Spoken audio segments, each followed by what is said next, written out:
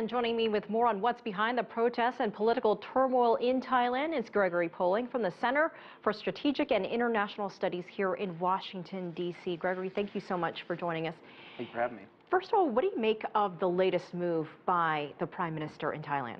You know, it wasn't necessarily unexpected. The rapidity of how it happened was maybe unexpected, but Prime Minister Yingluck was running out of options, frankly, and after the mass resignation of most of the political opposition yesterday, it becomes pretty difficult to say that you are legitimately running the government if you're the only party in parliament. Well, there was a period of calm for a time there, but which side do you see coming out on top? Do you actually see the protesters being successful in trying to force her to resign or step down? Well, it's difficult to pick sides in this because it's hard to know if there's any winners. The question now becomes whether or not the protest leaders are willing to accept that a new election is enough, even if it does involve her stepping down.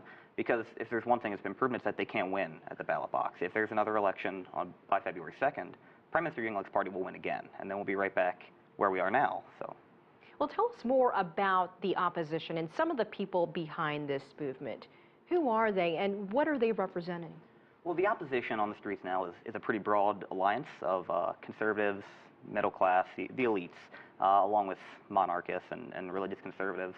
But the heart of the opposition has really become a man named Suthep, who was the former deputy prime minister when his party was in power.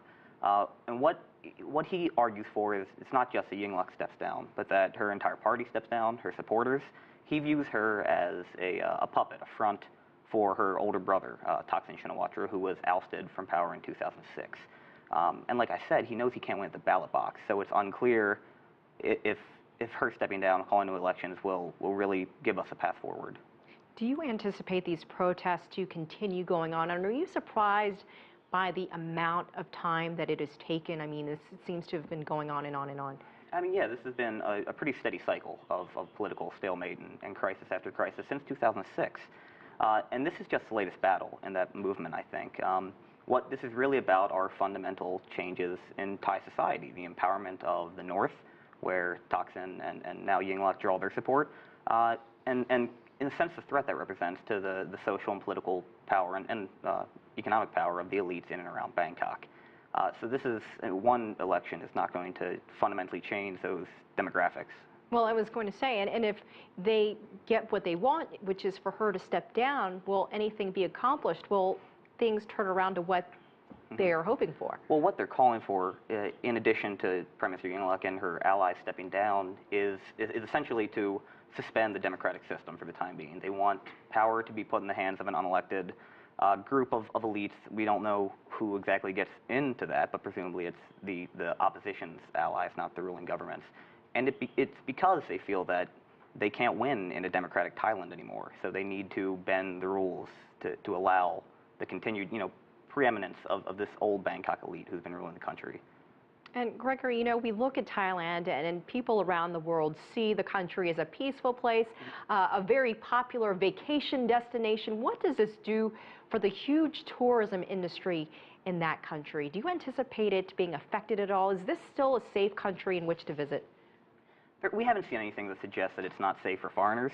And it's odd, several countries, including the United States, issued travel warnings when the violence started in November, and it doesn't seem to have had any effect on tourism. The numbers are still good. We're hitting peak tourist season.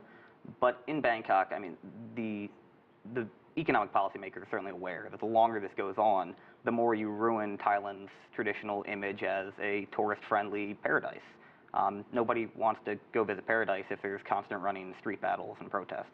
Well, we see that now, and it still seems safe now. But again, how much longer does this go on before they start to see an effect in their economy? Well, the concern is not so much how long it goes on, but if it turns violent.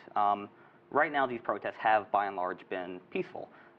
That's because the pro-government protesters have largely stayed out of the mix, except for one issue. They're keeping their rallies outside of the city so that they're not coming into conflict. But if Yingluck were really ousted and you really had a non-democratic council of elites come to power, as Suthep wants, I think it's likely that the red shirts, as her supporters are known, are going to enter Bangkok. And then you're going to have tens of thousands on each side with emotions very high. That's not that starts damaging the tourist image of Thailand. Any neighbors, anyone in the region concerned about what is taking place? And would anyone there, whether they're in the government now or on the opposition, listen to perhaps leaders from other countries to try to get this thing under control? Everybody in the region, as well as on this side of the Pacific, is concerned about what's happening. This is a domestic political dispute, though, and any foreign leader's statements, we can call for calm, we can make it clear that we don't accept the overthrow of a democratic government. But beyond that, it's hard to know just how much, if any, leverage any of the regional neighbors or the U.S. can have on the situation. All right, Gregory Poling, we appreciate your time. Thank you so much Thank you for having me. your perspective.